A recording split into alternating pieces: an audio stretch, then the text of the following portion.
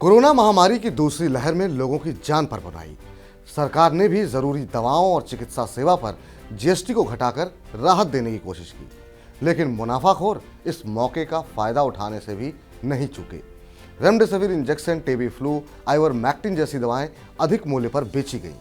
यही नहीं, अस्पतालों ने भी मनमाने ढंग से फीस वसूली और तो और एम्बुलेंस ने भी खूब जेब काटी।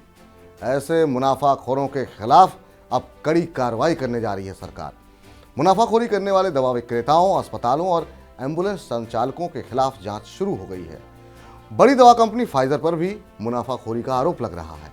साल 2022 की पहली तिमाही में फाइजर की कुल बिक्री 1,96,000 करोड़ रुपए रही। ये पिछले साल की तुलना में 77% ज्यादा है। कुल बिक्री में करीब 1 लाख करोड़ रुपए की कमाई जर्मनी की बायोनटेक के साथ बनाई गई कोमिर्नाटी वैक्सीन से हुई। इसके अलावा करीब 11,000 करोड़ रुपए की कमाई पैक्सलोविड टैबलेट से हुई। पीपुल्स वैक्सीनेशन अलायंस के एक एनालिसिस के मुताबिक फाइजर ने 2021 में हर सेकंड $1,000 का मुनाफा कमाया। द गार्जियन की एक रिपोर्ट के मुताबिक फाइजर का वैक्सीन का एक डोज तैयार करने पर $1 यानी करीब 75 रुपए खर्च हुआ। इसी वैक्सीन को कंपनी ने $30 में बेचा। इन सभी शिकायतों की नेशनल एंटी प्रॉफिटरिंग अथॉरिटी गंभीरता से जांच कर रही है। जांच के बाद क्या हो सकता है और दोषियों के खिलाफ क्या कार्रवाई हो सकती है, इस पर मई 9 के एडिटर अंशुमान तिवारी ने क्या कुछ कहा, अब आप खुद ही देख लीजिए।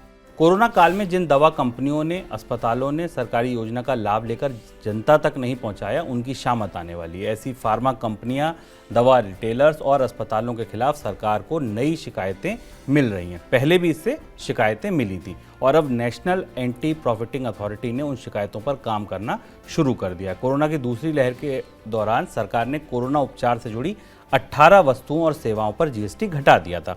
ऐसी वस्तुओं में ऑक्सीजन कंसंट्रेटर, रेमडेसिविर इंजेक्शन और एम्बुलेंस सेवाएं शामिल थी।